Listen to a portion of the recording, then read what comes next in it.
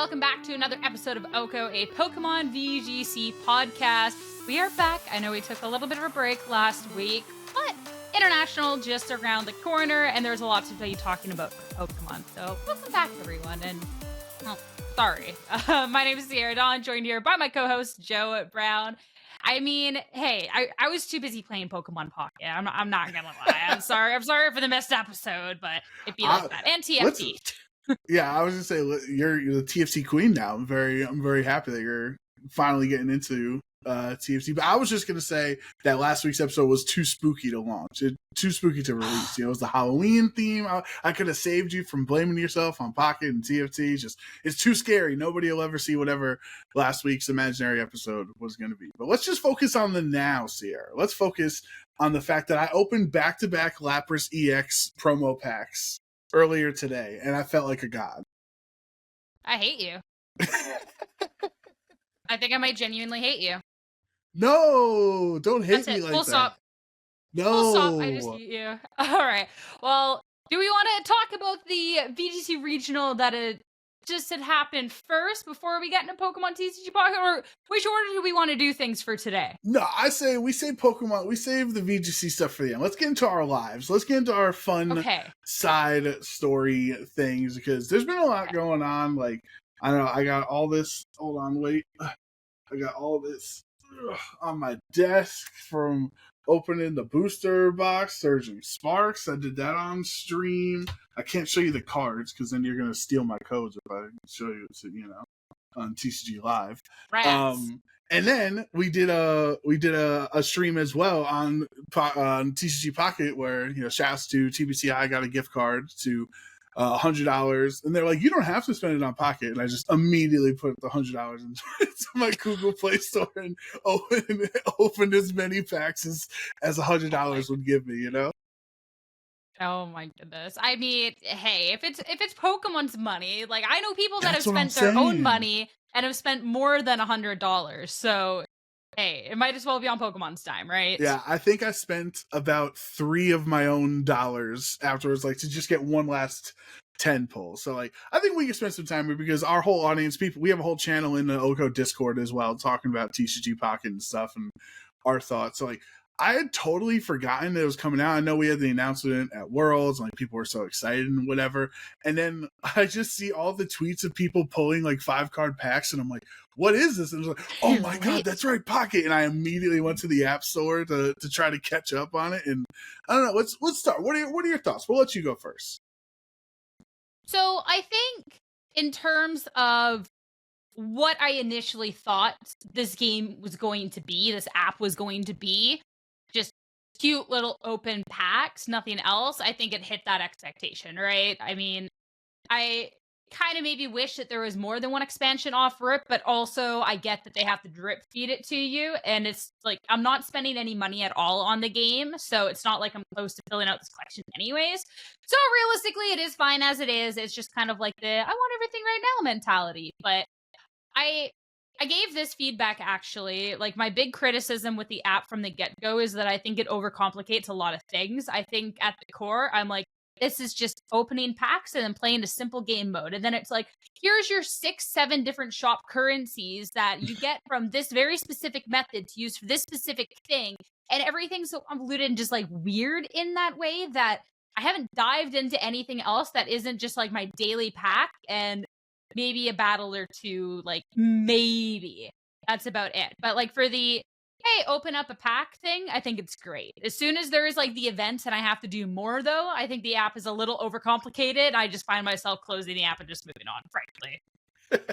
Yeah, I think the app does not lend itself to having to go to multiple pages back and forth. Like, even with the Lapras event going on right now, like, okay, you have to go into battle, then you have to go into solo, then you have to go into Lapras, then you have to choose one of the 4 Lapras missions, and then you do it. But then you get a pack after every win, but that pack is not opened after you beat the Lapras. You then have to go to the shop, and then, or you have to go to the main homepage, and then you click your gift mission, and then you open it one at a time from there, and it's like, it's just a lot of stuff. We could streamline this. Like, even just opening a promo card, like, it takes 20 seconds. It's like, it comes up, you open it, it's like, ooh, exciting. Then it adds one card to my total amount of cards that I have, which is irrelevant. And then it goes to another page. Click the and then card, I have to swipe and then you have up. to do the collection thing.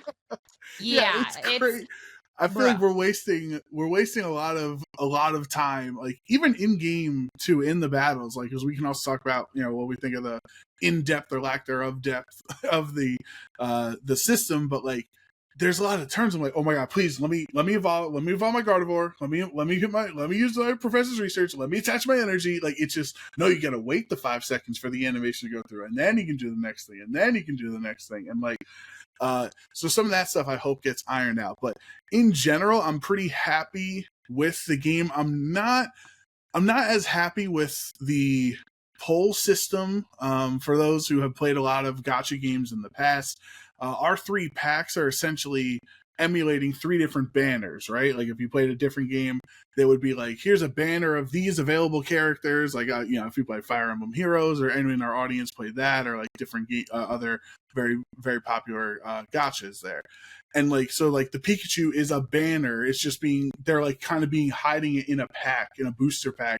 And Charizard's a different banner with different Pokemon available and whatever. And like, I kind of don't like that they don't really tell you that very well, because when you click in the banners, it doesn't show you every individual Pokemon or every individual EX per pack, excuse me. So like, when you hover on Charizard and like you scroll through the top of it, it doesn't show you every EX that's available in Charizard's pack, right? So it makes you think, oh, it's only like these 5 Pokemon. Okay, well then I guess I'll go on the other one. So you got to use another site or whatever.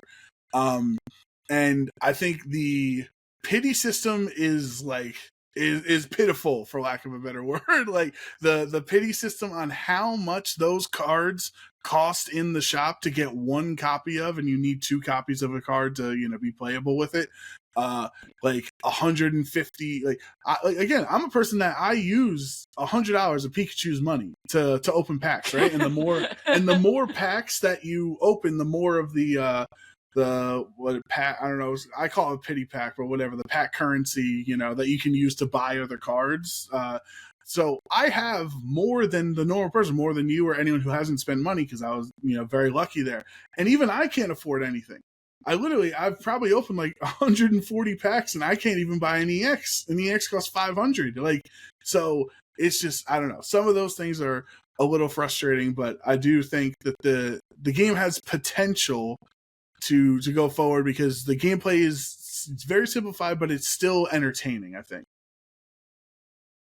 Yeah, I think too, like, when the whole game mode is open a pack, get a card, like, I don't think you're necessarily meant to be using that pack currency to get an EX. So like, that's something that personally, like, I'm okay with. So the only time I've gone and crafted cards was when I needed 2 Sabrinas. And I was just like, I've not been opening the pack that gives me Sabrinas whatsoever. And I need this for a deck that I'm trying to build. So that's when I built the 2 Sabrinas. And since it's not an expensive card, because it's not an EX, it was fine, right? I do think that there is like an issue with the game to where the EXs are so strong to where you can make the case as well. Then, well, you're going to be behind competitively. But I think if you're looking at like the collecting aspect of it, then yeah. And I want to phrase too, because like, I read the Discord messages. Like, I read the messages that, like, I'm very opinionated and come off harsh with, like, my opinions of stuff. And you're not harsh, you're passionate. You're passionate. Yeah. I'm just not sugarcoating it. I just don't sugarcoat it. If, like, this is the thoughts I have about it, this is the thoughts. And I want to say, too, I do like Pocket as, like, a concept. And I do like the core open a pack, play a game. I just think that there's way too much other stuff that I'm hoping that they can just kind of streamline that, make it a little bit smoother down the line. Because it's, when this game was marketed as like and like the whole thing that companies do is they want you to use their app. They want you to wake up and the first thing you think about is, oh my god, Pokemon. That's it. They want you to open the app. After you're done using Pokemon Sleep, you wake up from Pokemon Sleep into clicking Pokemon Pocket, you know? My phone's going to be on low battery. Like, I don't have much time to open this pack. I want to get into the app, open the pack, and get out. So, it's a little bit from that. But I think, like, it's cute. And I don't think it was, like, meant to be more than that. Like, it's cute. I've seen a lot of people complain about, like, the competitive meta quote unquote, in the game. And that's a really interesting one to be like looking into and like reading through, because like for me and you, we both have Pokemon TCG backgrounds. And then a lot of people that are playing this don't. And then there is some that do have competitive backgrounds. And it's funny to hear the differing opinions, because I find more people that have the TCG background hate the battling in this game. Like, I hate it. I don't like the energy. The card's too strong. The gameplay is boring. We don't have enough. Whereas people that don't necessarily have a TCG background, like Ugarte, for example, loves the battling. Spending all day battling. He loves it. Loves it. I've tried to get him into TCG and like he wasn't having it, but like TCG Pocket battling, loves it. Like has spent money. Like he just loves flipping flipping heads. He loves flipping coins. He loves flipping coins. But yeah, it's interesting. I went into it like not really expecting it to be too much like regular TCG, so I was fine with the simplified game mode myself. I think having more of a game is like, well, then why don't you just use TCG Live, right? But I want to know, too, then, with your competitive background, what you kind of thought of it. Yeah, I think that's a really good point to bring up for the audience, that, like, you and I inherently are competitive people, right? Like, we play competitive games. Like, you play Valorant, now TFT, I play League of Legends. We play Pokemon competitively, right? Platinum TFT, by the way. Very congratulations. The climb will continue. Next set you're getting Diamond. The set after that you're getting Grandmaster. I'm feeling it. Yep.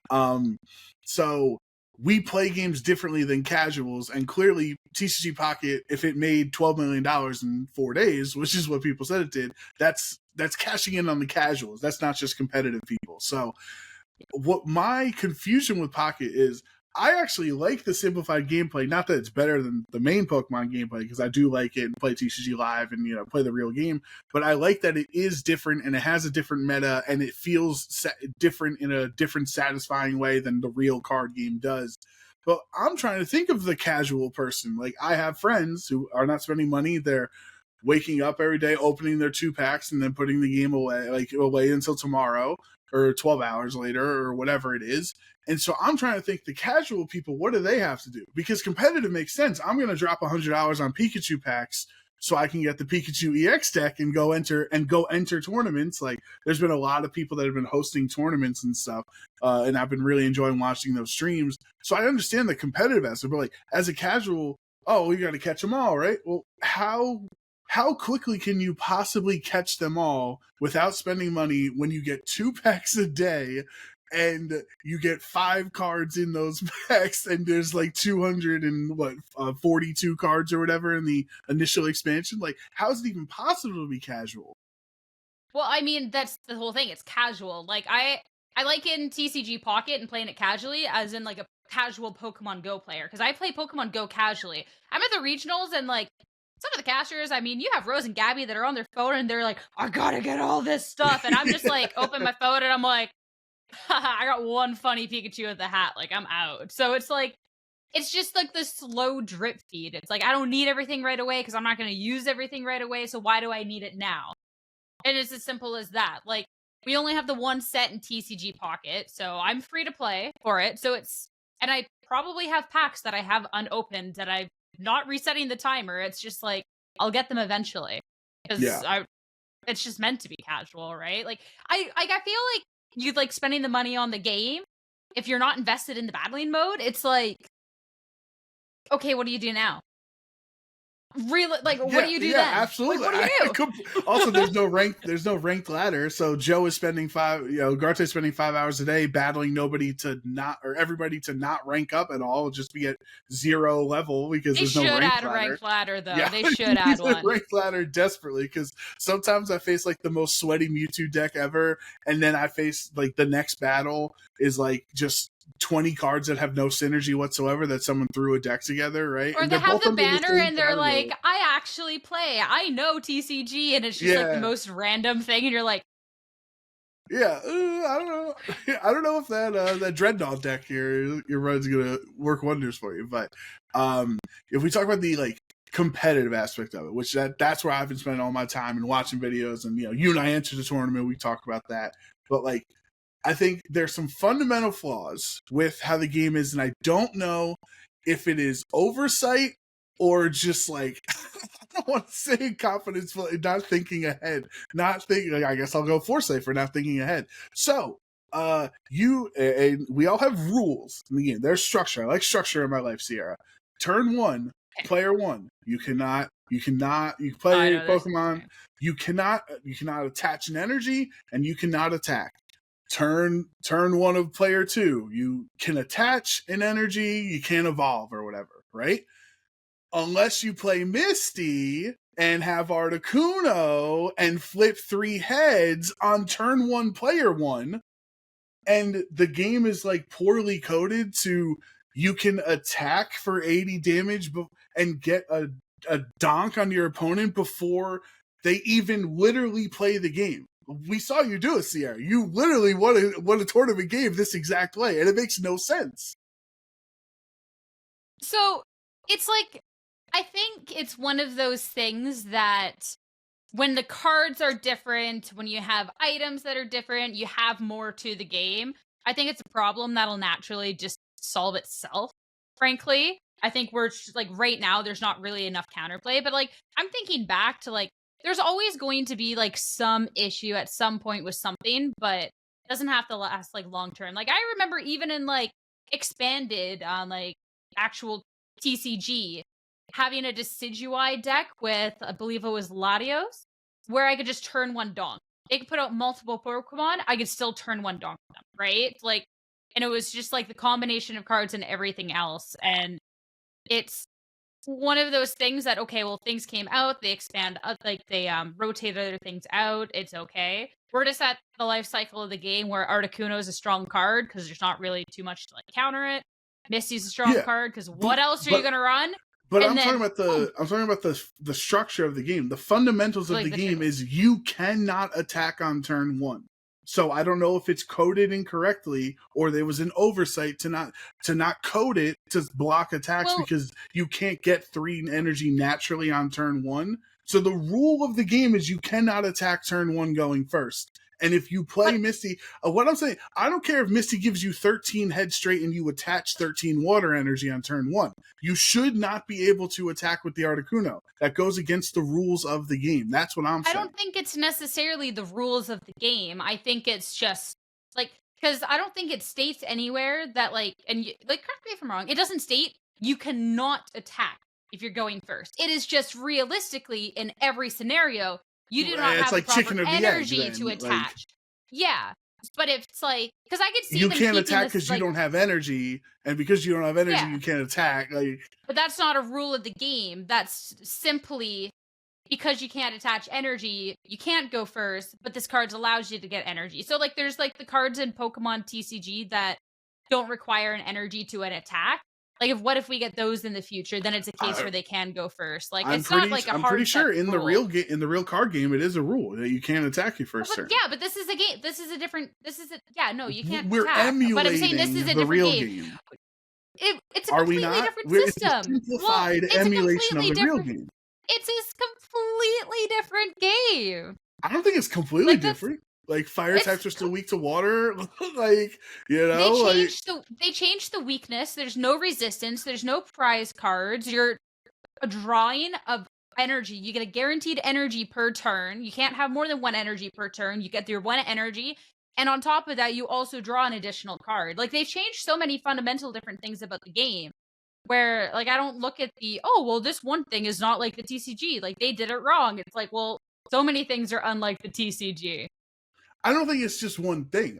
I think it's a massive factor. I think being able to attack on turn 1 when you're not supposed to is massively different than prize cards compared to prize points. I think they're not even on the same scale. But we don't know if you're not supposed to. You don't know if you're not supposed to. That could be an intended thing of the game. But exactly, you can't play a supporter turn 1 in real life. So you can't play Misty on turn 1 to be able to attack. Listen, Bro is literally taking his no. Bro is literally taking his VGC knowledge, going over to like OU, and is like, "What do you mean I can't sleep more than one Pokemon? What do you mean?" But like, they're even if like they're running off of the same concept, which is Pokemon battling for TCG and for Pocket with Pokemon card battling. it's still like a different game. So you can have differences in how it's ran. And until they make a thing that's like, oh, this was not intended, like, I don't think it's an oversight, more so just like that might just be intended game design because it's not the same game. I think it's absolutely an oversight that they didn't think about players getting 3 energy on turn 1 on their Articuno. I absolutely think that. I think that's probably an oversight. That probably is an oversight. Like, but the whole, people attack first, like, I don't think that one's an oversight. Okay, I think that's intended. I think it's unfortunate how it all went down.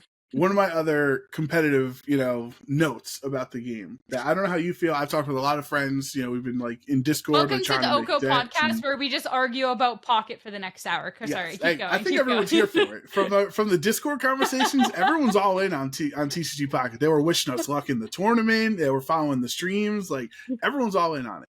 So my other thoughts. Speaking of, for player 1, turn 1 again. I don't know your thoughts from me and my friends in my conversations.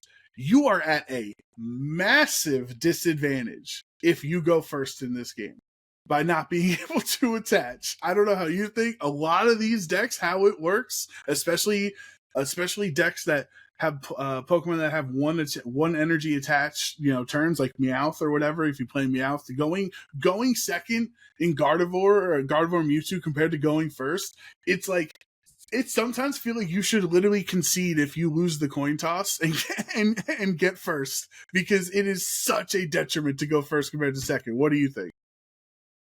So the only deck that I've been playing is Articuno. So realistically, like, yeah. I haven't cared personally, but I can see how it is like an issue on like a bigger, grander scale. Like, it just hasn't been something that's like affected me so far, right. But yeah, I think it's too like when Pogo came out, there was like no battling, there was no raids, there was no this, no that. Like, I think a lot of the grief with the game is something that longer term should be fixed and be looking into like complaints. It's also then dependent on like how much they actually want this to be a competitive thing versus a little side quest in their collecting game, because they can also just say like, okay, we genuinely don't care because this is not the game. We want people to play like actual TCG, and it will forever just be a little casual thing for those that aren't competitive and don't know, right? Right. And my follow-up to being so disadvantaged turn 1, and sure, maybe it'll open up in the future expansions. There might be cards that say like, if you go first, X ability, or whatever, is that the coin toss, it's just a slap in the face, because it's not actually a coin toss, it's choosing for you. And when you play TCG Live, you do heads or tails, and if you get it, you choose if you want to go first or second, right? So right now, if most of the time, 95% of the time, you would choose to go second, but it's an illusion of choice. Neither player is making the choice. And in a best of 3 tournament, which there are tournaments going on, you know how it's general tournament structure, player who loses game 1 gets to decide who goes first and second in game 2, right? Not in Pocket, because it's up to the RNG of which way the coin flips. And like, that's one thing I think should be a very easy change, is just give us a coin flip again, just like every other game. And if you win the coin flip, you decide if you want to go first or second. I feel like that's a super simple one. Yeah, especially too, because like, my argument would be like, for simplicity. But when you have the game that has the 7, like a baker's dozen different shop currencies and all these different menus, like, I think the simplicity part of that's just out the window. Like, I do think that that's a very simple thing to just be like, either you simplify everything else about the game and then that stays simplified and it's like, oh, too bad, so sad, or just change that if you want to have all the other things. Like, I do think that one's just kind of a little silly. We made it through, chat. Sierra finally agreed with me on this conversation on actual coin flips. Let's go. We made it.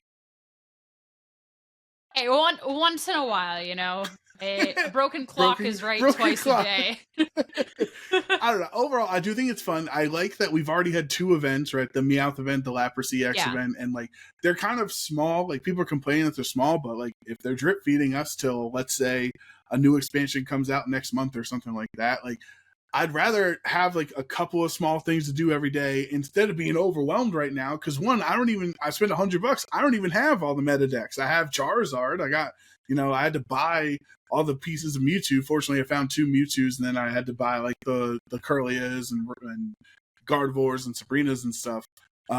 So like I'm happy I'm not overwhelmed with missions since I don't have access to all of the cards. Like, but I think overall they're trending in the right direction, and if they can find a way to keep casuals involved more than just opening 2 packs a day, like I think the game has legs.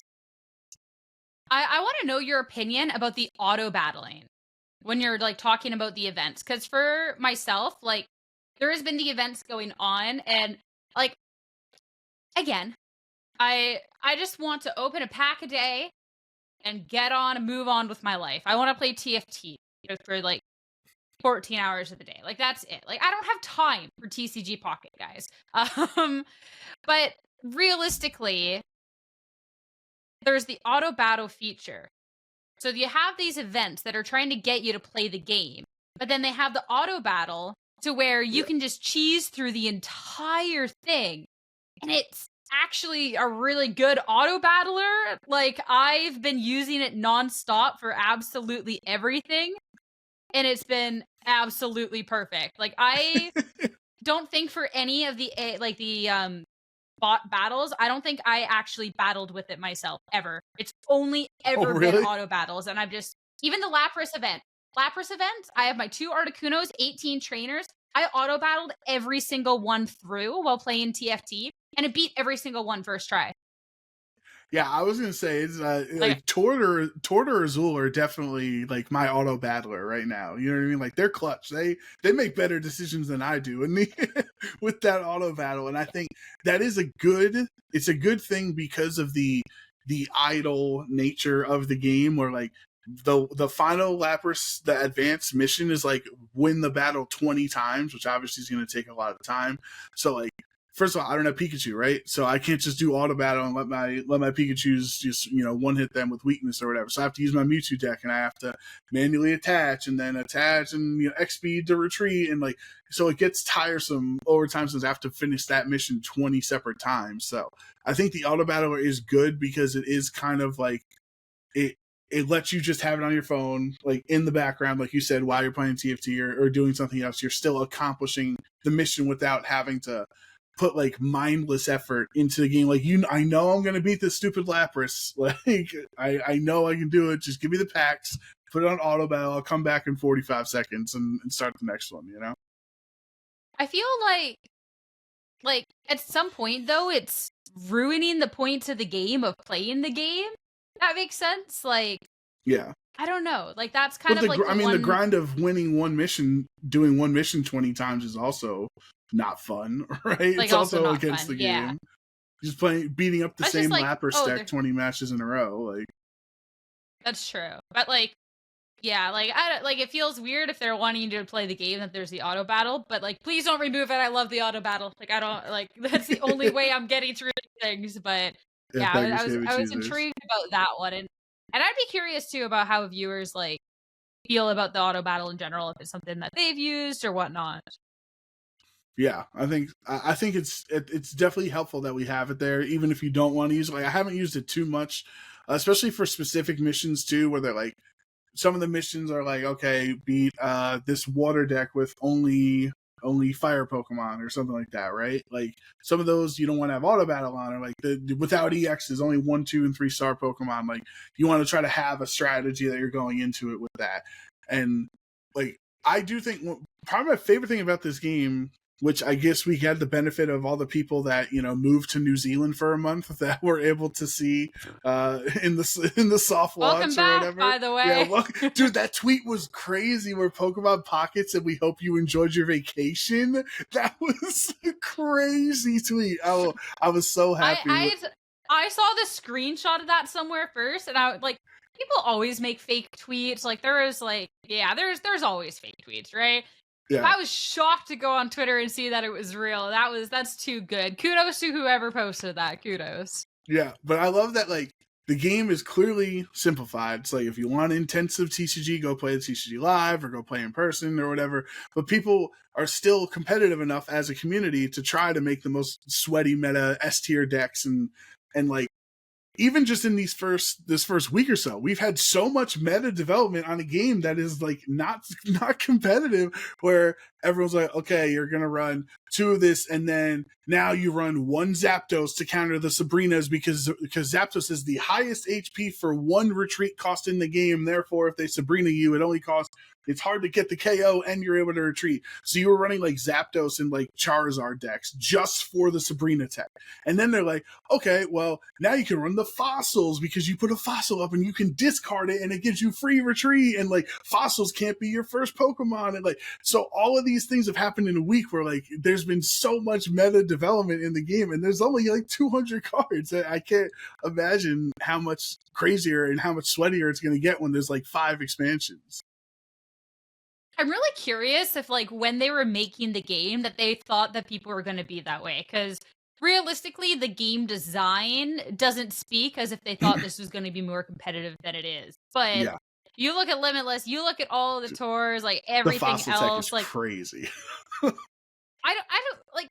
Do you mean when they actually evolve it, or just like the straight up fossils? Because day one, I was like, fossils crazy.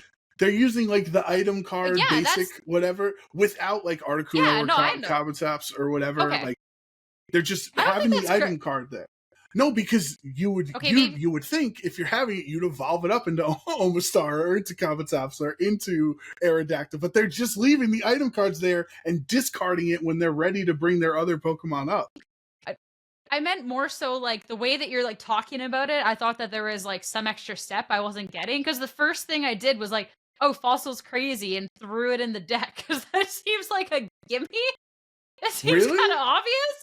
Maybe because I played obvious, but like I don't know if it's obvious. It was just kind of like, oh, okay, like maybe obvious, like coming like from like on background, but like I saw the fossils and I was just like, oh, cool. It was before I was playing just like the 2 Articuno 80 energy when I was like working on like a more balanced like deck, but it was like, oh, yo, this is busted. Why am I going to throw in trash Pokemon when like I can have this on my bench instead? It's kind of made it just kind of, and like the moment sense. I'm really praying that the next expansion has a Great Ball, which Pokeball gives you a basic Pokemon, and I hope Great Ball gives you an evolution Pokemon, and like we get these decks so streamlined, like every deck is just 4 Pokemon, and like, oh, Pokeball for it, okay, Great Ball for the evolution, like, oh my god, that'd be so cool.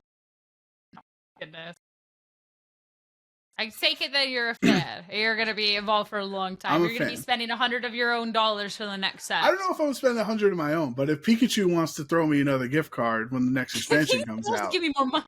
That's all I'm saying. I'm more than okay. I did see somebody posted. They're like, oh, CPCI gave me $100 to spend on Pokemon Pocket, so I used it on Pokemon Go raids instead. Like there was a Ghost Reaver in there that was like, no. That's a neat strategy there, you know, because they say you don't have to use it on Pocket. They use it on Pokemon Go. It's still Pokemon related. It is still Pokemon related. I definitely. I don't know. I think it's funny. It's definitely funny. I don't think you're getting $100 for the next Pocket expansion though. If you spend it on Go instead, like it's just like okay. Okay, wait. Like, who do you want to promote Pocket? Okay, maybe not Go raids. Unless, I guess they could put like a Pocket thing in Go, because they put in Pokemon Unite. They have like the new background from TCG Pocket and stuff. But like, let's talk about our tournament experience, Sierra. You and I were a part of Moxie Boost's tournament on Sunday. And when I say we were part of it, it was really you, because I was having a lot of internet issues. I only got to play 1 match here, and it's like still unresolved. Been talking with Pokemon support, trying to figure out, I don't know why, but the Pokemon Pocket internet hates me, doesn't let me play in the tournament. But like, since you got to actually play more rounds than I did, well, what were your thoughts of that tournament experience? Yeah, so it was the Moxie Boosted Invitational. Marcos and Jody both streamed it. Everyone else just recorded their footage. So I feel fine talking about like stuff that happened during it. It was fine. Like I brought Articuno. Thing was going into it, it was like I don't really think of this being like the most competitive game, so I didn't go into it like sweating. It was just like, okay, like so like there has been so much tweets and so much traction about Articuno and Misty that I was like, somebody has to be the one to bring the 2 Articunos and 18 energy. And frankly, I don't really want to think. So I'm just going to bring this.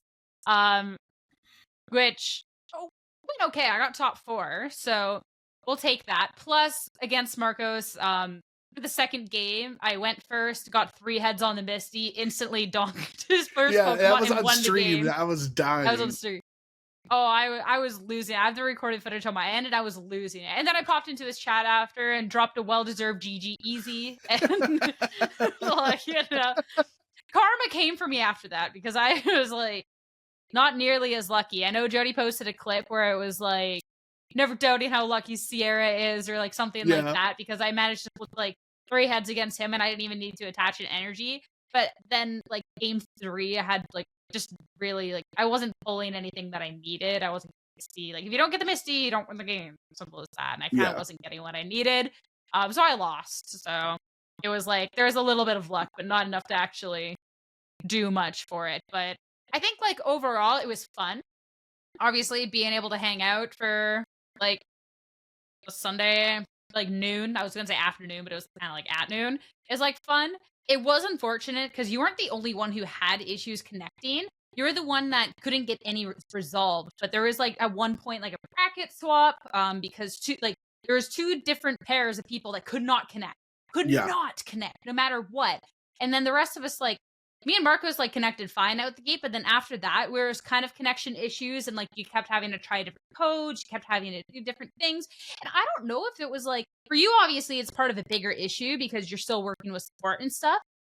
For the rest of us, like I don't know, because Ugarte played in the tournament too, in the invitational. He's also played like 4 different limitless tours by now, where he is then playing for 9 rounds and then a top cut, and he hasn't had a single issue connecting to a single person.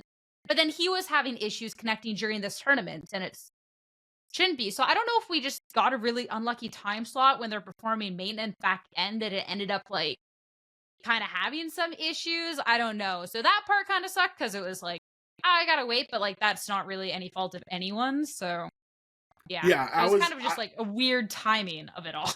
I was definitely pretty bummed because I was just so excited to like be asked to be a part of the tournament. I was like, oh my god, this is so fun. Yeah, like and to have the internet issues, like I was originally against Haz in the first round and we just could not connect for whatever, and then Juancho and Destiny were together and they couldn't connect at all. So there's all right, we'll swap the pairs and then we'll worry about it if it ever happens again, right?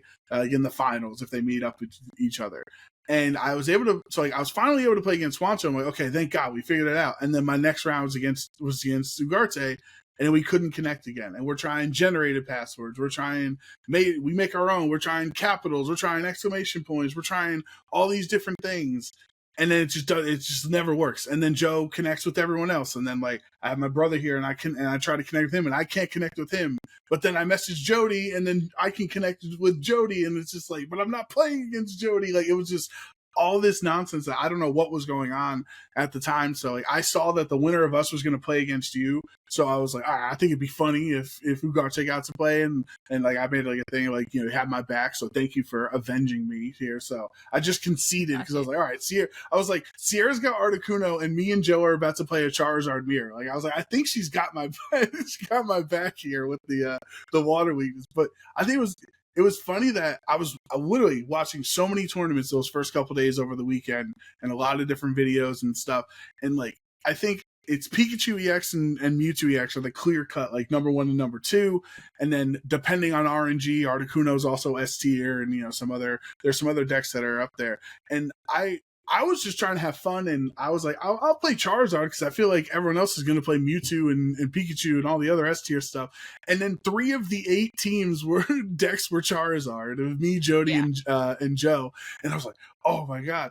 I saw you, and I saw only Marcos was the only Mewtwo, and I'm like, bro, if I played Pikachu, but I've not pulled a single Pikachu card, no matter all of the money I put into the game, I haven't pulled a single Pikachu X. Like, it would have been free, but then again, I wouldn't have been able to connect anybody to beat them with Pikachu anyway, so it doesn't matter. Yeah. So you talking about mine and Ugarte, like the fact that I was able to avenge you and then knock Joe out of the tournament, because at that point it was lower bracket. What's actually really funny is he should have beat me. He should have beat me.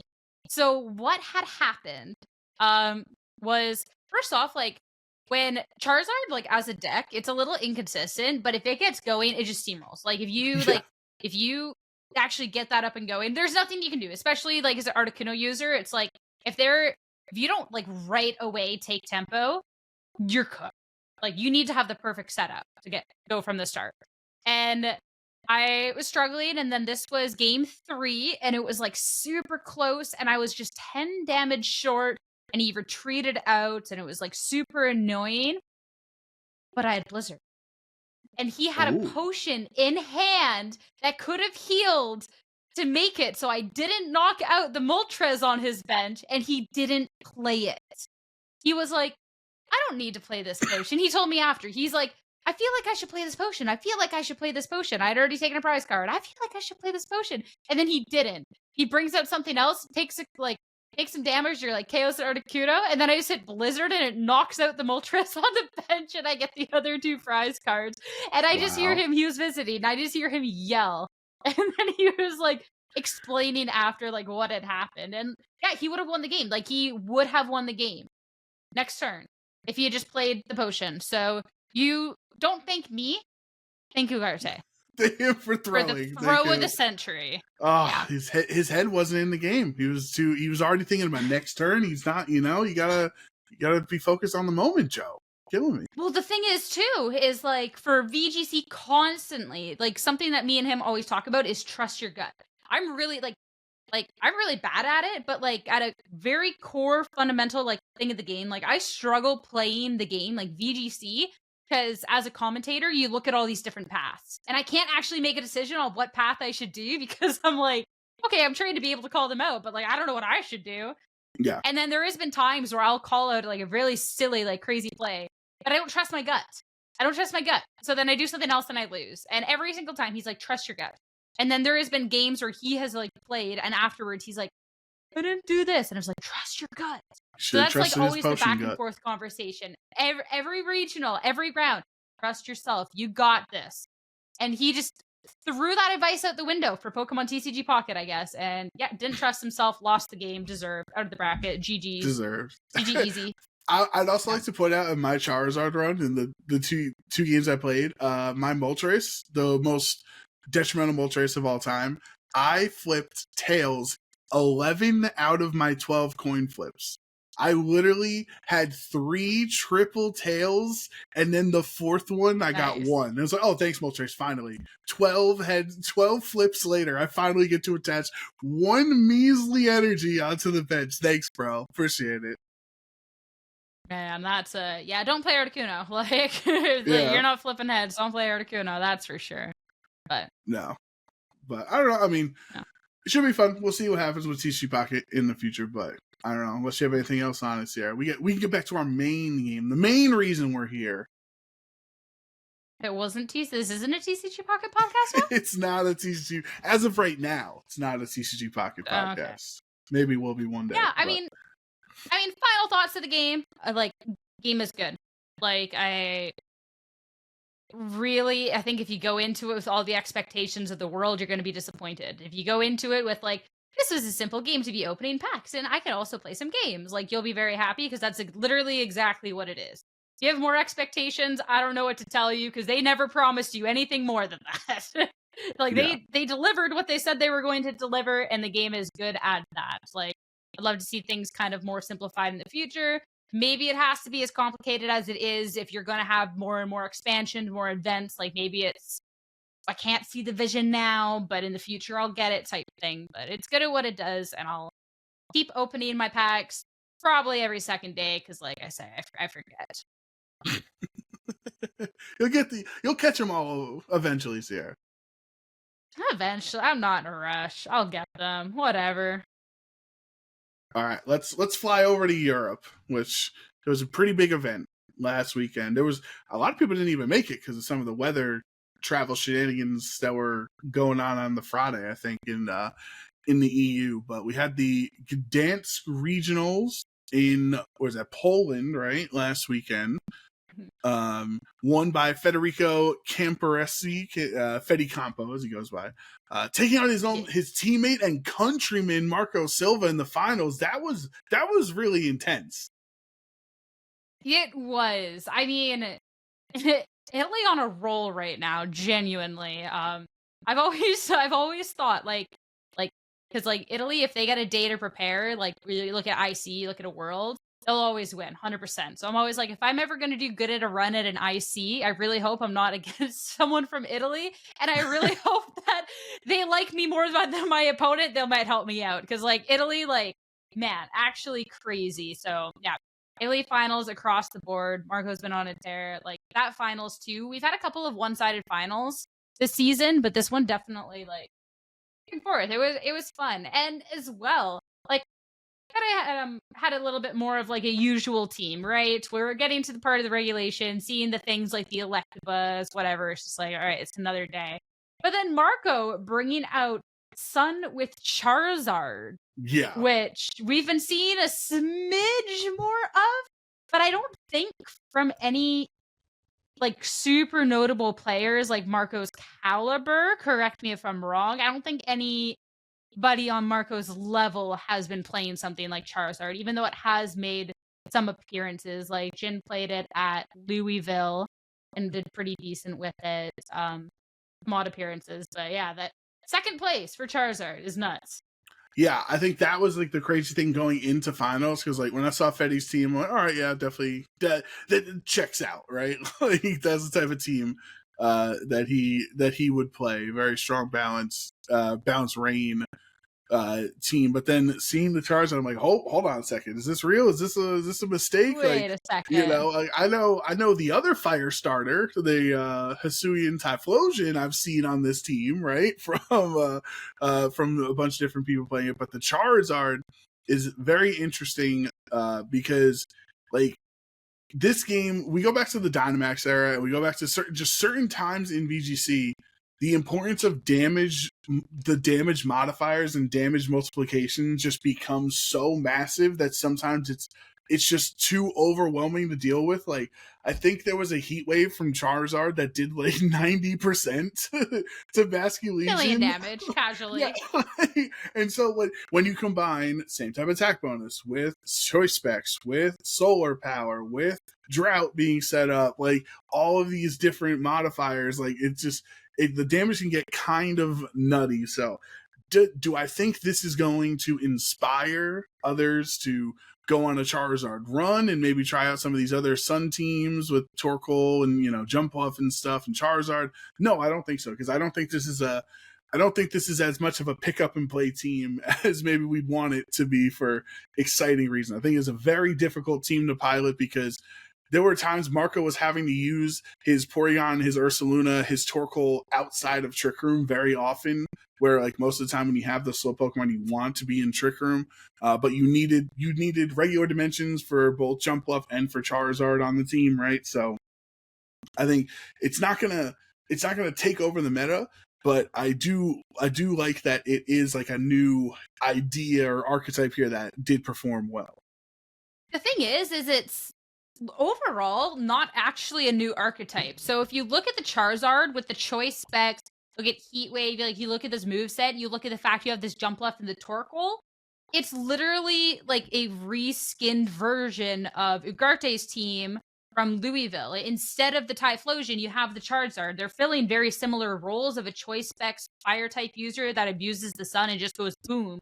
But Charizard, since you have whatever the ability's called. Solar Why am I power? blanking on that? Yeah, since it has solar power, you will do more than the Typhlosion would.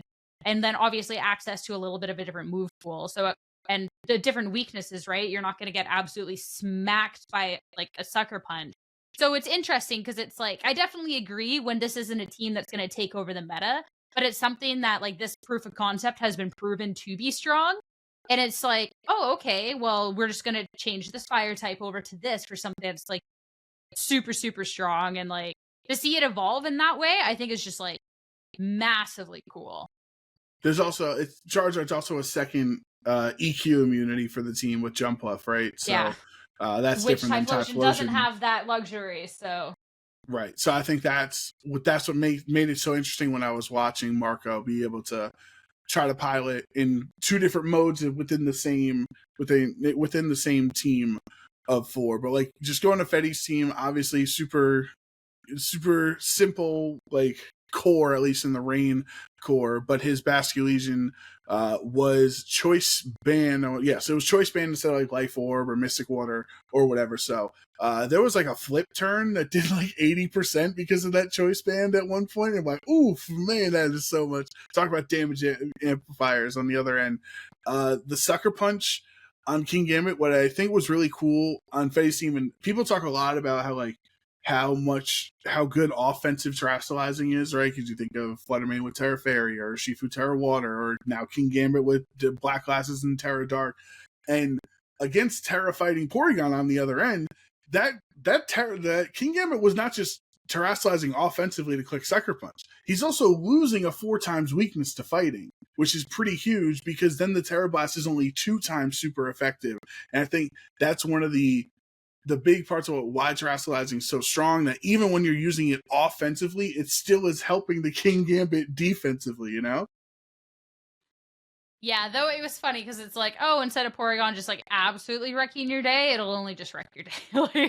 Well, yeah, I mean, it only does 90% instead of 180% and gets the 1-hit KO. You know, it is different, you know, because you have Sucker Punch. You don't care how much health you have. I think the one moment that I'm remembering is that King Gambit had already taken a bit of damage, so I think it didn't matter. But this is also forever ago, so my memory of the match isn't quite as good as I wish it was. Plus, like, the Europe events, like, I sleep so late, so like I'll put it on overnight.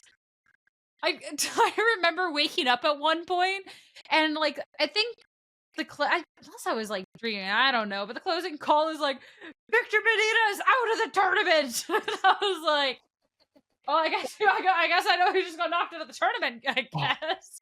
Oh, damn, that's hardcore. That's like what woke me. That's what woke me up. I had no clue what point of the tournament it was.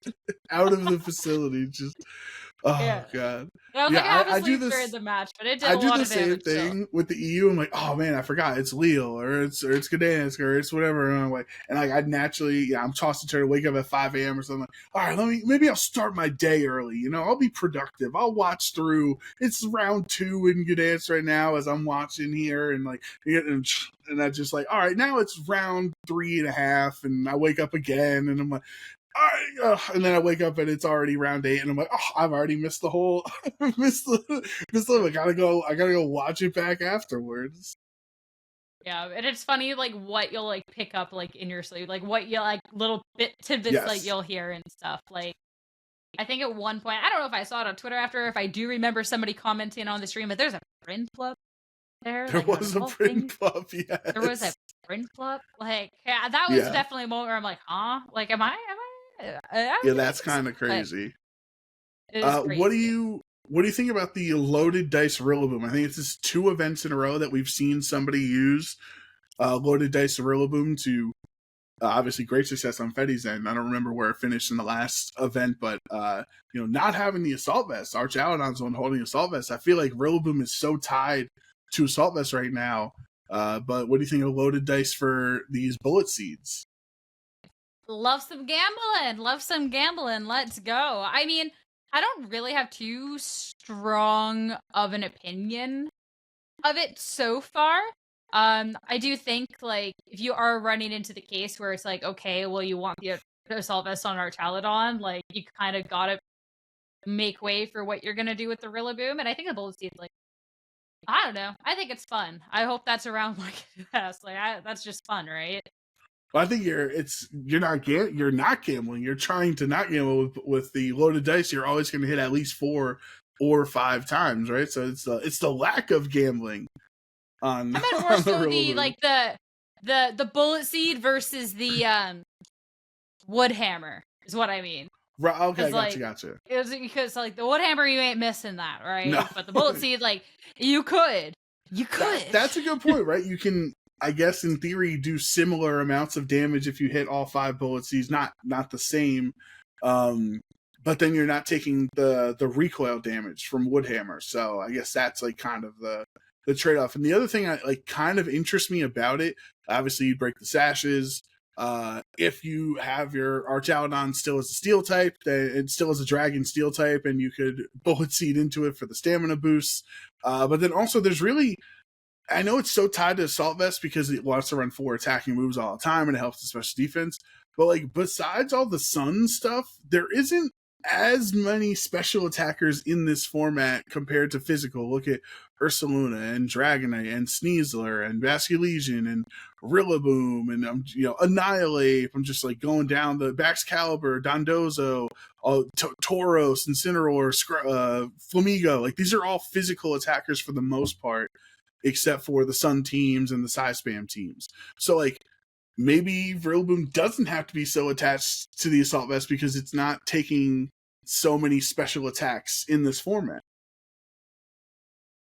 I mean, every team has like its one. Like I'm looking at all these teams, and there is at least something special. Like yeah, I'm not saying that there are no. I'm not claiming there's no special attackers. I'm saying that it's clearly more physical attacking driven, and like you're not going to live a Pelipper Hurricane anyway, so the Assault Vest doesn't matter there. You're not going to live a Torkoal Eruption in the Sun, so the Assault Vest doesn't matter anyway. Like that's what I'm saying, is that the format is definitely more physically based than special right now.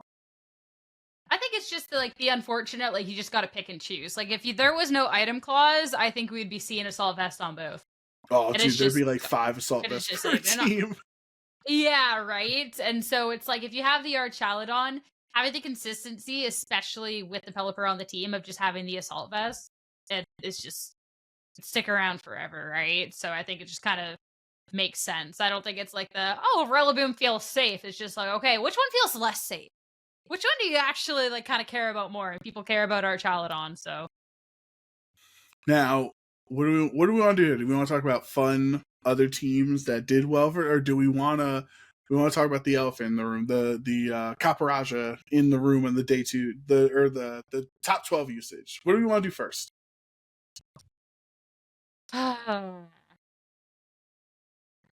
I think we'll talk about usage and get that out of the way, because that's okay. There was definitely some thoughts when you're looking at kind of the lasting impression from this event. There was definitely some thoughts when you're looking at this Dude, usage. I could not believe when James Evans tweeted the day 2 top 12 and said, this is legit the worst top 12 we've ever had. And it had like 3,500 likes.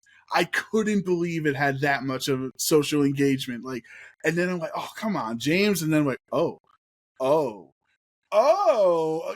he might be right. This might be the least exciting day 2 top 12 we've had in Scarlet and Violet. I think it's so interesting, like different groups takes, because when I look at this top 12, I'm just like, ugh. And obviously that's like a shared sentiment along like a good amount of competitive players, but I feel like there's got to be people that looked at this top 12 and they're like, almost everything is below 35. And they're like, we don't have Fluttermane at 65. We don't have Incid at 55. We hate Incid. Like, you're going to look at it and they're going to be like, yeah, like this is good, which is just like really funny, like the perspective change on it. But yeah, I think, and that's why I use like intentionally use entertaining, not good or bad. Like this is not an entertaining top 12. Because I'm not going to fight people on if they enjoy this format or don't enjoy it, because everyone has their own opinions on what's good and what's bad, so I'm not trying to convince it there. But, like, this group does not spark joy when looking in the most basic sense. In the most basic sense, Volcarona setup, super oppressive King Gambit stuff, super oppressive Dragonite stuff, Dondozo Tatsugiri, Ursaluna Blood Moon, Archaludon, Annihilate setup stuff, Golden Go setup stuff, like, and then of course Sneasler at that whopping 53.6%, which is, if you round up 54% of day 2. It like, we're not gonna sit here, we're not gonna have the Sneasler conversation because everybody always they get a little bummed when we bring it up, so we're not gonna talk about it. But like, this top 12 does not feel fun as a spectator to see that this is what is out there on the floor performing well, to me personally. Doesn't make me excited to watch. I think where the format in the game is really weird at the moment is because some of these matches you are getting that unique Pokemon. So it's like digging through the dirt to find some of the treasure, right? Being able to see this Charizard team, the second place, this finals, I think was a lot of fun. When you look back at Louisville, when you saw the Executor for the first time, that was a lot of fun. When you're talking about some of this usage and things that can be like viable, like that's fun. I also think that people forget that you could probably take a team of 5 and throw whatever is the 6th slot and still do probably okay. Because when you got a Sneasler and a Rillaboom and Sid and all these others, the other 4, like 5 slots, it'll be fine. But it's the weird part of the format, because you're definitely right. When I'm like looking at the usage and I look at how these teams would play out, it doesn't really seem the most exciting. But then it's hard to say like, oh, this is boring, when you are getting those exciting matchups and you are getting those unique picks that are still out there because of what this has turned into, which is, I don't know, it's weird to be able to kind of dive into it for that reason. Because as soon as you're like, this is like a boring topic of usage, it's like, well, then these ones have been viable, which is a valid thing, right? But I do think so interesting notes on the day 2 specifically, because day 1 on its own, like for example, Dondozo's not even on the graphic. 16% is Garchomp at the end of the 12th place on day 1, and it shoots up to 27.5%.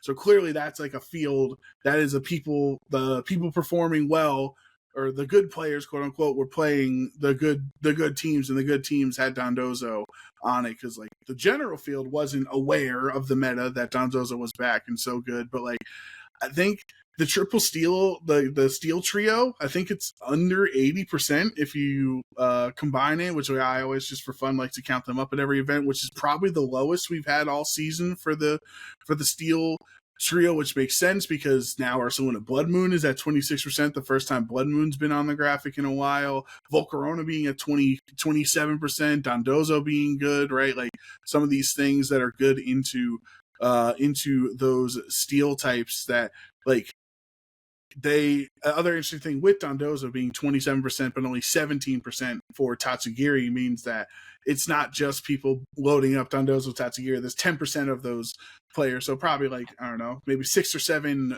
Dozo lists or Tatsugiri list Dondozo players out there, which it does play a completely different style. I don't think it's an entertaining style to yawn leftovers protect every turn, but it definitely is different than when you have Tatsugiri on the team. Oh, 100%. It again, when you're pairing it with something like the Rillaboom, you're pairing it with all these other stuff, like you put anything out there and it'd be good. And I think the only time I've enjoyed watching a Dondozo match is when they inevitably have to go for Fissure, which I don't think is good Pokemon at that point. It's just funny. I think it's just funny at that point. But yeah, I don't know. Like maybe like I said, I was asleep most of this event. I'd be intrigued going back.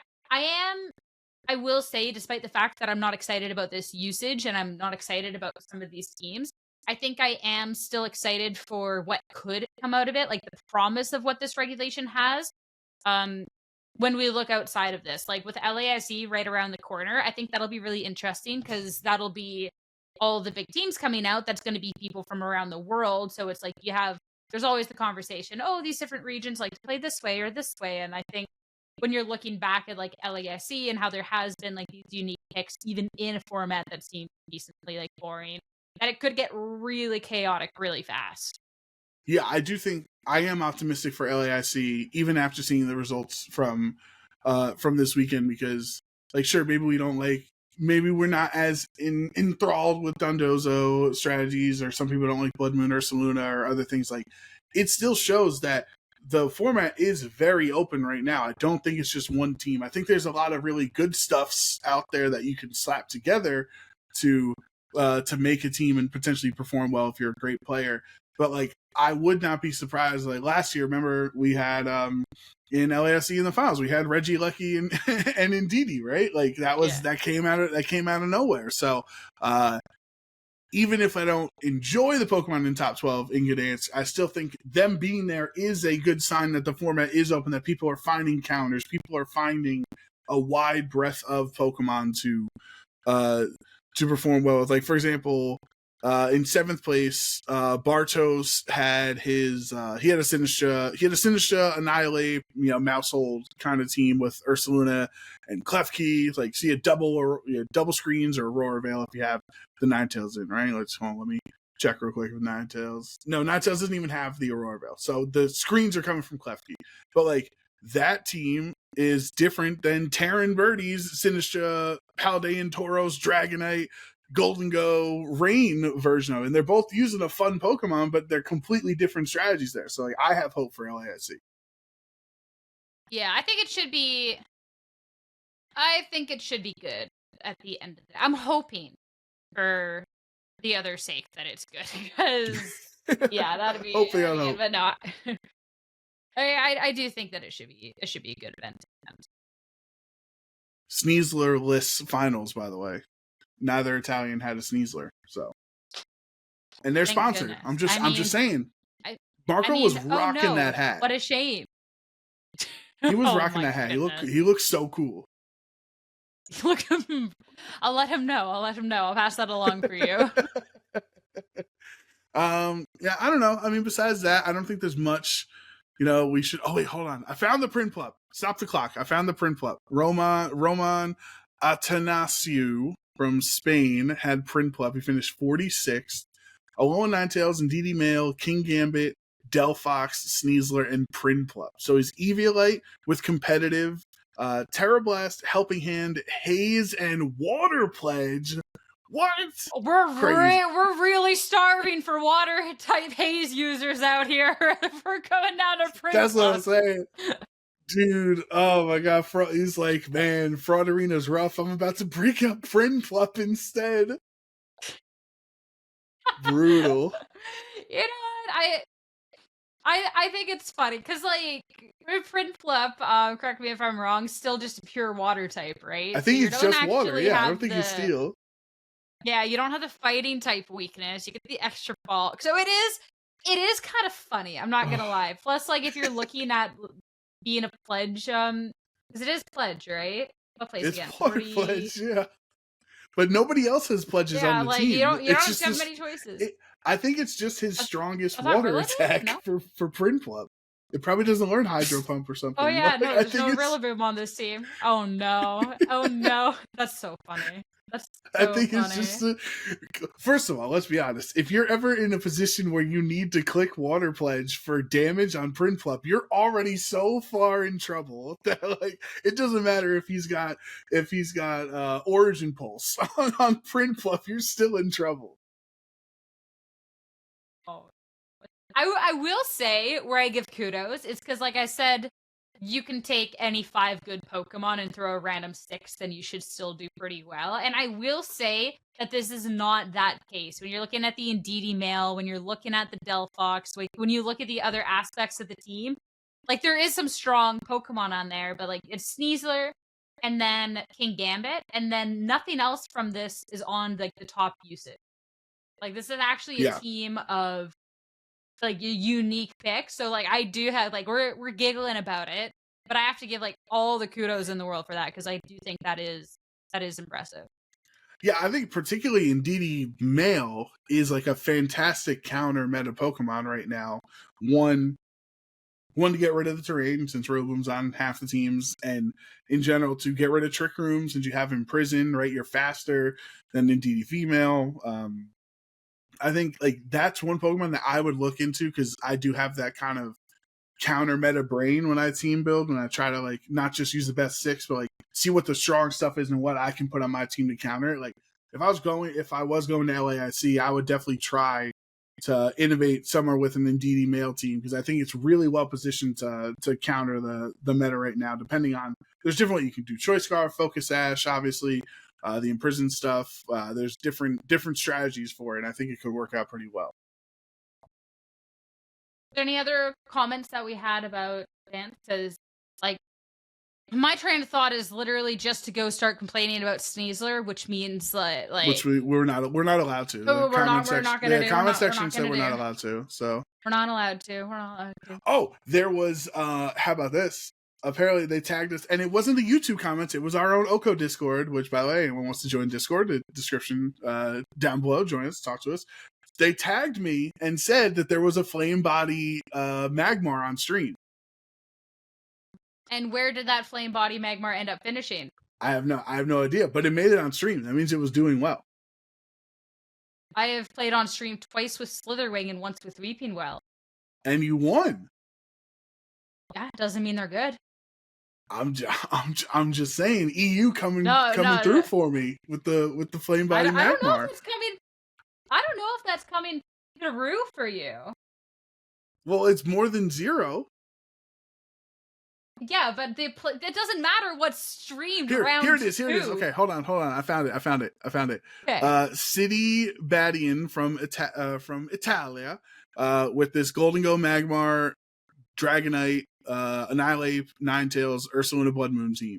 9th place, Flame Body Magmar. Okay. That's technically top cut because of this silly asymmetrical nonsense we do. So Flame Body Magmar, top cut.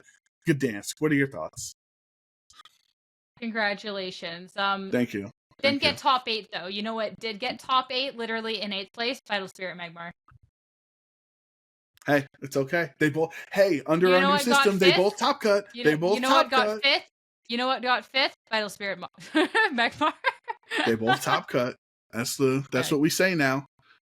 All right, congrats. Finishing 26th and 5th is the same.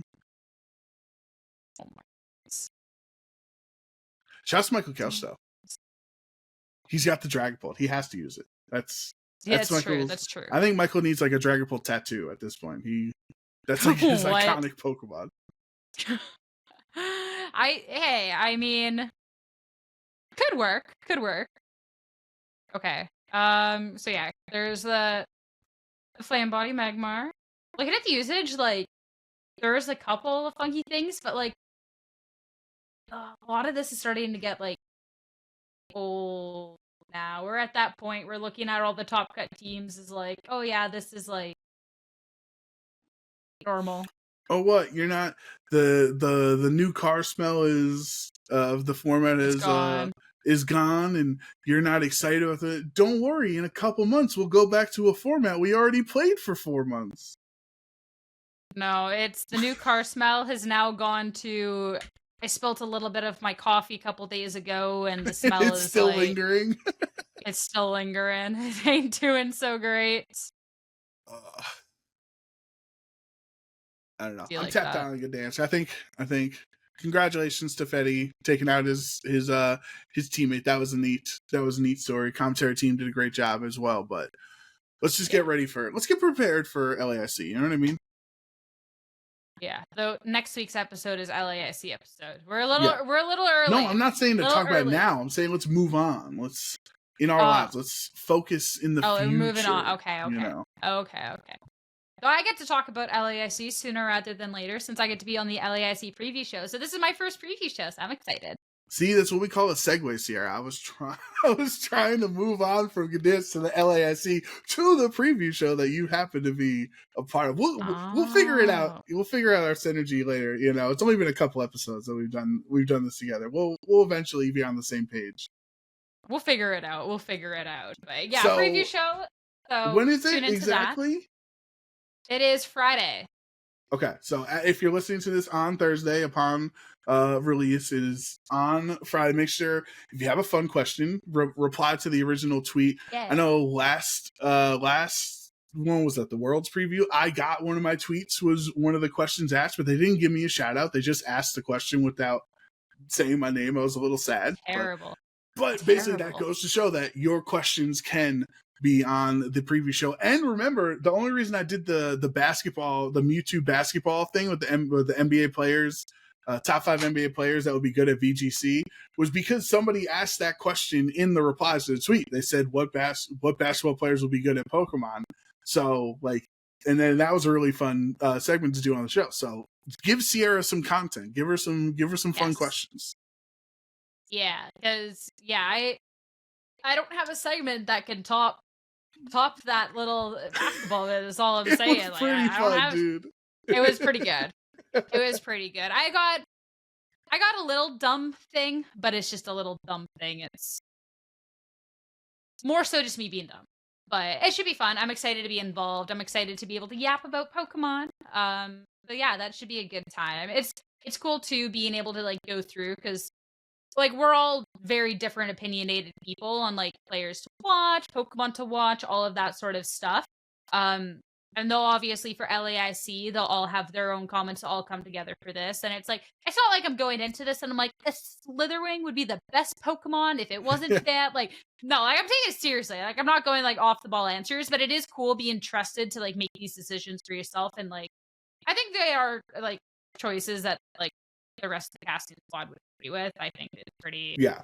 it makes a lot of sense. And it's cool being able to be like, oh yeah, like this is like why I think this person and like look back and like be able to like prove that sort of case that this is a person to watch. Like, I don't know, it's cool. It's fun. I'm excited to be involved. Yeah, I had a lot of fun. I did the NAIC preview show, and it was really fun. It was really nice working with Seltzer and Skarzig, and like, you know, they're so enthusiastic, and obviously it's not their like VG's not their main game, right? So when I remember they were asking me because Montana had just won LA with Clefairy, right? And they're like, and they saw that, and the next week was the preview show, and they're like, Clefairy, is this like a real Pokemon? It's so small and like, so they get so excited from like the lack of the metagame knowledge. So you should throw out some like throw some fun Pokemon their way that they'll be excited for. But you got to watch out because Seltzer and Skarzig, they pit you guys, they pit everyone against each other in the question section. They like to have everyone give an answer and say who had the best answer. So like you got to rep us well. You can't go over on the Q&A section. Brown, you have worked with me long enough to know that if I am nothing but persistent to an annoying amount, I remember us fighting about what the round one matchup would be as we walked to the venue one day, and the entire walk was us arguing back and forth about who should be pulled for the first match, and neither of us gave up. And it was a point of contention 2 years later. Like still, like you know. You gotta rep us well. Who knows? Maybe they got some other filibusters on the Go team or on the Unite team. Like you got to be ready. Oh, I'm ready. I'm ready. Don't worry. Don't worry. And okay. If things get a little wacky, things get a little bit weird. I have more plushies than anyone in that room, and I have bigger plushies than anyone in that room. That's fair. Zoinks can't even comprehend. Exactly. So Zoinks has like, I went back to watch the other preview shows, and Zoinks had one where there's a Piplup on his bed, and it's like, all right, cool. I have 1, 2, 3, 4, 5, 6, 7, 8, 9, 10, 11, 12, 13, 14 Piplups right here. You're going to lose that match, buddy. You're going to lose the Pinplup, but he brings out one Prinplup with Water Pledge out there, and you're like, oh no, what do I do? I don't know. Do you even have a Prinplup or a Empoleon? No, because like the only one is the Sitting Cuties. Oh, true. And like those are ugly. I got 2 Piplup Sitting Cuties though. I was gonna ask. I was gonna reply to the tweet about how you and Zoinks are both Canadian, but then I was gonna ask like which Pokemon would be like, I don't know, the best Canadian blah blah blah blah. But then I would feel bad for the other two, guests, the other 2 experts who weren't Canadian, so I didn't ask. I feel like for the NA preview show, that could be funnier if they did preview shows for like Toronto, but like when we're talking about LAIC and it's like, but some of those questions are goofy at the end. It's not all serious. Yeah, that's true. So that's true. We're like, which Pokemon would make the best, I don't know, maple syrup or something? I don't know. I couldn't think of anything. So I didn't answer because I couldn't think of anything. Bruh. Which Pokemon would be most likely to go to Timmy's to get a large double and a box of Timbits? See, there you go. You're a professional. You got this. You're going to rep us all well. of them, because that is a classic. That's what everybody should do. That's what everyone should do. Ice cap if you don't like, the taste of coffee. But that's fine. That's fine. But yeah, no. Make sure to come on by. Make sure to show VGC some love. Make sure to ask some questions. It'll be fun. So, and if you don't show up and support the VGC section, they'll never ask me back. So. Oh my God. Sierra's job is on the line, OHKO listeners. My job's on the line. You guys better come out. Drop a Slytherin in the chat or something. What you guys there? Like, it's just the first thought is Sierra with like the homeless sign, and like it's like she's just on the side of a road in Canada because none of the OHKO people showed up for the preview show. It's a brutal world we live in here. It is dog eat dog world. All right, question of the week. I don't think there's anything else to say about the preview show except there is one, and come on by. Yeah. All right. So, question of the week for those who first time listening to the podcast. What episode you chose? You're like, "Wow, here's this VGC podcast where they talk about TCG Pocket for 50 minutes." But thank you for listening to the podcast. We have a question of the week at the end of every episode. Our Discord friends, we have a channel where you can ask us any question. We will talk about it at the end of the week. So if you have any burning questions you would like Sierra or I to answer at the end of next week's episode, join our Discord and ask away in the question of the week server. But this question is from Koto7068, and they ask, I know this is an early question of the week. I'm not unsure if it's come up. Don't worry, we haven't talked about it before, Koto. You're good. How much has open team sheets affected the casting experience? That's an interesting question. Yeah, that's a good question. Never worry about asking a question too early. It just means we don't have to go into the Discord the day before the day of the podcast and be like, you guys needed a question. Yeah. You want to take this one first, or? Sure, because I think it's an important distinction. It's an important distinction between when it's asking how has open team sheets affected the casting experience is different than like, do we like casting open team sheet more or closed team sheet, right? You get what I'm saying? Like those are two different questions. So how it's affected casting is a lot, because we can speak way more openly now than we were able to before when if a Pokemon has a hidden tech move, like I saw one of the top 8 teams or whatever had Stone Edge King Gambit in Gdansk, right? Like under the old system, you literally couldn't even reference or talk about, like you'd have to skirt around there, be like, maybe this King Gambit, if it has access to something that hits flying types, that would be good to click here. Like you couldn't actually say that it had Stone Edge, right? Because that information was not public information, and we were very fortunate to have the team sheets, and you don't want to revoke those rights if you're going to mess somebody's tournament run up because you reveal information you weren't supposed to. So it is definitely more freeing to be able to speak openly on all aspects because everybody's on the up and up and has access to all the information. But where I do think it is hurt some of the excitement of the job because there is no longer a random choice scarf Pokemon or a random tech Pokemon or attack, that you've never seen that you get excited and surprised while casting, getting to reveal in the moment. So there's pros and cons to both, but that's how I feel. I don't know how you feel. I feel like when you know the information, even if you can't reveal it, that the comment of like you lose that surprise, it's already inherently lost because then it's not a genuine reaction as if it was like purely closed, which is then where I'm like very okay with the era of like open team sheets and everything being accessible, because then it's, instead of being maybe surprised, quote unquote, of something like a move, you can instead be surprised by other things in the game, which I think blends really well and is my own personal preference for casting. Is like, I want to be surprised by the move choices that people make. Like, I think back to the one game where it was like Ugarte versus Burns, and Joe brought in his Pokemon to KO it when Burns double protected on his turn. And like, we were surprised about the play in the moment instead of a move. And there's no reason that you can't be excited about both. It's just for my own personal preference of casting and the analysis of the game, I like to have the information available so you know what options the players can take. And then you could be surprised and hero build and hype up the player when they do something different to be able to take the win in the game. I think that's a really exciting part of the game. I think that's the nerdy part of the game that I really like, is their choices and how that ends up taking the game. And I like having that open team sheet and be able to share that information, and like speculate about what they can do. Oh, because of this move, like because how they built the team, they can't do this. Like, so how are they going to get out of this situation? Oh, look at what they did. They're so good. Like, I think that's so cool. And you don't have that as much in the closed team sheet casting era.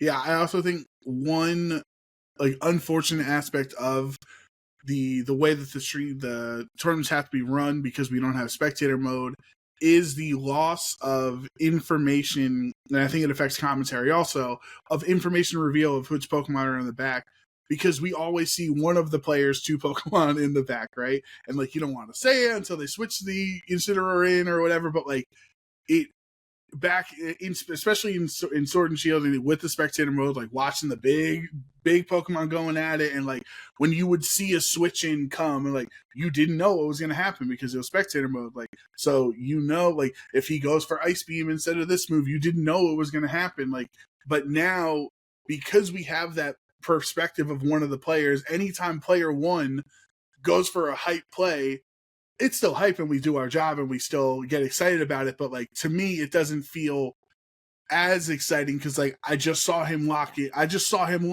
the, I don't know, double protect plus volt switch 5 seconds ago. So I already know what he's going to go for. I know he terrestrialized and now this attack is going to do like negative damage to him, but I got to sit through the 15-second terrestrialization and the rest of the turn and stuff like, so sometimes that is a bummer to me.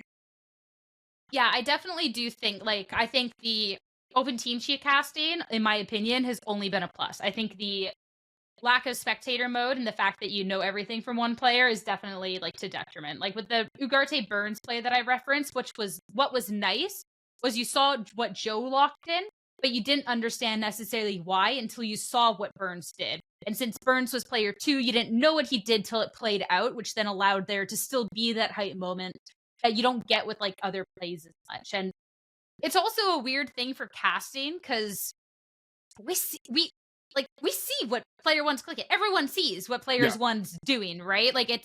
I know there's been back and forth in conversations of do you reference it? Yes. Because my everyone has split opinions that I don't think anyone is invalid in their opinion. Because again, it goes back to a preference thing. But for myself, if I see them hovering something and I think it's important to call out, I'll call it out. Oh, they're making a big decision here because if you discharge in this position, well, you're going to be taking damage on your own Pokemon. But if you Volt Switch, you're not going to get enough for this. So do they risk it? And it's you can kind of set up how the play is going to go based off what they're hovering or what they locked into, or they lock into something. You're I don't know, because all of a sudden if this person does this could be really bad. But I know as well there's the conversation of you shouldn't really comment on it until the turn's playing out. But then everyone saw what was locked in, so then it gets to be really, really weird. And it's definitely a challenge sometimes on how to still be able to properly navigate that from a casting perspective to where you're not being disingenuous to the audience. Because if they all know that we watched the move being clicked, I'm not going to be surprised at the moves being clicked. I just saw it be clicked. But how to still be able to spin how it plays out in an exciting way, despite having half of it or the show's been spoiled. You already know what's going to happen, right? How do you still make it exciting? And that's what you got to navigate, which is a bit of a challenge sometimes. But yeah, that's something I struggle with a lot too, especially when I have to work on color, is what I think a player should do versus what I think I need to explain to the audience of why they're going to make a decision. And then the third option of they click something else, right? So if I think they should, I don't know, protect and overheat, and then they go for I don't know, swap and grassy glide, I'm just throwing out stuff here, right?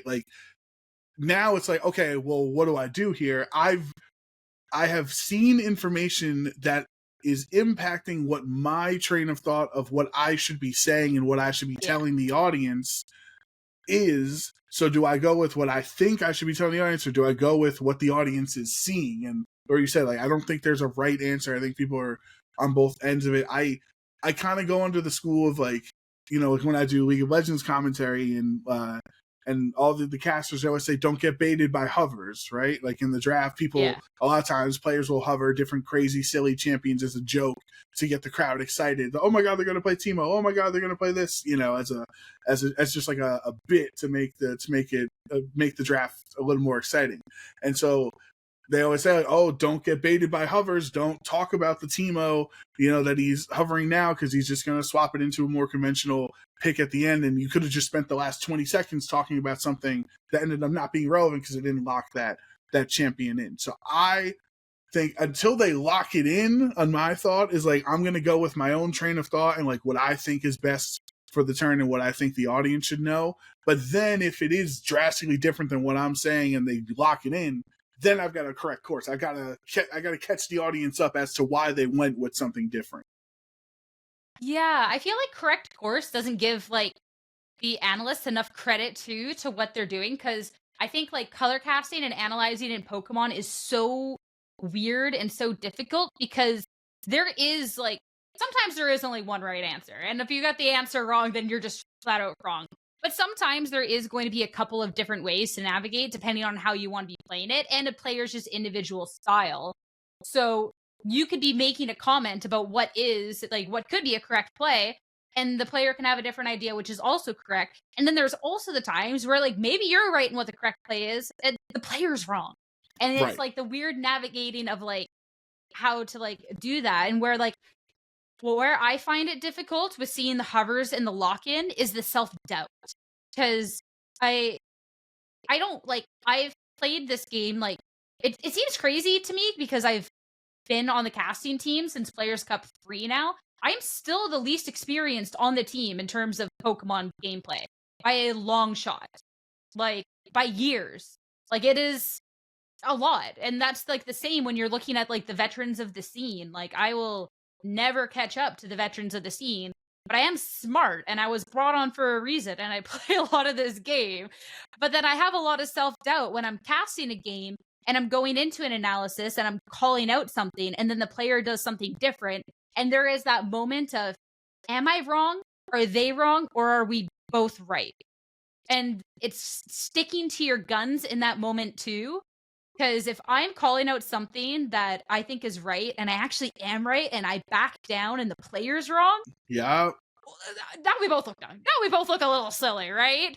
Because realistically, people do mess up sometimes, and that's also okay. But it's so weird with the lock-ins because you'll get that self-doubt. You'll be calling something completely right, and they start hovering, and you're like, what am I missing? Why are they not just protecting here? Isn't this just a clear protect? Why are they protecting? And then you doubt. And then it's just that's a hard one. I think as a play-by-play, it's like, well, whatever. Like, I saw the lock-in, like, haha, and now I'm just a little bit ahead on my play-by-play. But as an now like and like an analyst, it's so difficult in those moments. And that's one that's like the biggest reason I'm still struggling with like color casting for Pokemon, is like not the knowledge necessarily, though there's always more to learn. It's that self-doubt and like actually just like stick to my guns. This is right. Yeah, I think it's the hardest. That's the hardest part. And when we don't have spectator mode, it's a lot harder because now you are seeing what they're gonna click, and you're like, oh, do I trust my own gut? Do I trust what they're the pro, right? They're the player. They're in top 4 of this regional, so clearly they've made correct decisions. Like maybe they're, in the right side. Like I remember in top 8 at Louisville, where in Andrew Zhang and I think it was Wolf. I think that was the match, and Wolf had the Yon Mega team, right? And so I think they both had access to Trick Room or something. I forget what the exact thing was, and I was talking with Len in the team preview, and I'm like, maybe like Trick, or since like they both have Trick Room, well, Yon Mega has Tailwind, and maybe that's something that Wolf can, go for to try to have his speed doubled, and blah blah blah, like going thing. And then Len is like, no, well, I don't know, I don't think Yon Mega is that important in this series because you have Golden Go and Yon Mega does nothing to it, and like we have a whole discussion about it, right? And so I'm sitting there, I was like, oh man, like maybe I shouldn't have brought up Yon Mega if my partner doesn't think it's that important, and like maybe I don't, maybe it's not important. But then Wolf brought it all 3 games, including the game he lost. He lost because he set up Tailwind. So it's like, okay, well, Wolf thought Yon Mega was important, right? So like, what am I supposed to do as when I'm analyzing this matchup? And because clearly the one of the players also thought it was an integral, aspect of his win condition, but it ended up not helping him win. So like, how do I express that, coherently? Yeah, like there's so many different nuances to Pokemon. I think that's something too that like the casters are criticized for a lot, is like oh, well, you didn't catch this or you didn't comment on this. And it's like, there are so many things happening because, like, there's, like, obviously, like, Wolf lost and the Yanmega, like, it just wasn't that good in that moment. So, like, there is, like, you and Len are both correct in that moment, right? Like, when you're talking about what the player is going to do, you were right in what you thought the player was going to do in terms of how the match played out. Like, there's a world where maybe if he didn't bring the Yanmega, where he would have won and he could have won that event. So, like, Len's right. So it's weird because then if you're just looking at the paper, like on paper, like, he brought it, Joe Brown's right, where it's like that isn't really the full story. So it's tricky. There's a lot. And I don't think too people realize too, like, behind the scenes, how much people like talk about the matchups, the past like matchups, like the past little moments, how things were casted, the different like wavelengths. Like, I know even like you and I have like sat like after we've casted a match and like talked back through the analysis of like different moments and like why and stuff. Like, there's like it's nonstop. Yeah, we're always trying to improve. We're always trying to make it not, selfishly for our own, our own sake, to show, to show that we're qualified or entertaining commentators, but also for the audience too, to make sure that, like, okay, I feel bad, like, did I really miss like a big play here, or did I miss this, or did I miss that? Like, that I should have expressed this to the audience, or whatever. Like, we go over things like that all the time, because we want to make sure that the people watching are understanding what's going on, but also, being entertained.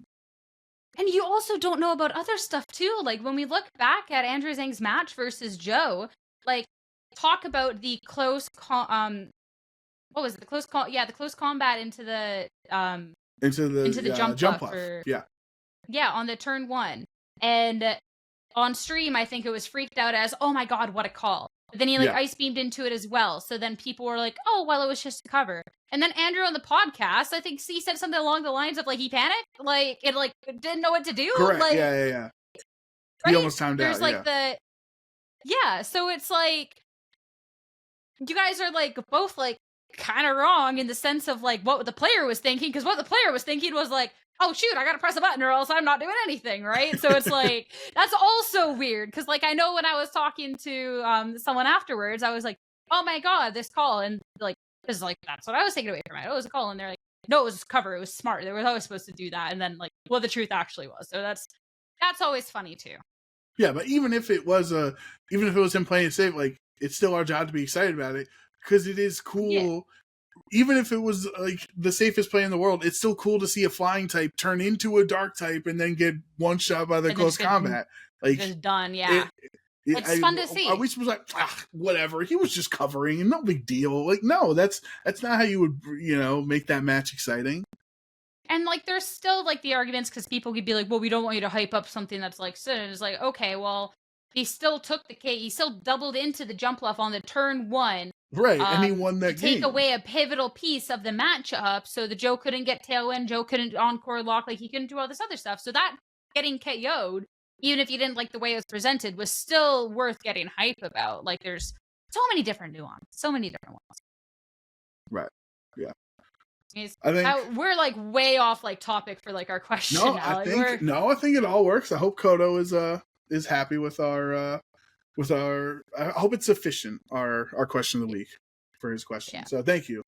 And like we said, join the Discord. Send us your polls in TCG Pocket as well. We like seeing everybody getting their, cool cards. We have a new channel for it in there. So yeah. As well, Joe Brown's been putting a lot of work into streaming, so make sure to check that out. I keep saying I'm going to stream. I was going to stream after the podcast today, but I keep yawning, so like maybe that's a tomorrow thing. That's a tomorrow thing, yeah. Maybe that's a tomorrow problem, but for sure, make sure to come by the LAIC preview, because already locked for that. Should be a lot of fun, and be able to hear thoughts ahead of the event. In the Discord, all of that fun stuff. And if you made it to this point of the podcast, thank you all so much for listening. We'll see you next week for the LAIC preview predictions, all of that good stuff. Stay safe. We'll see you then.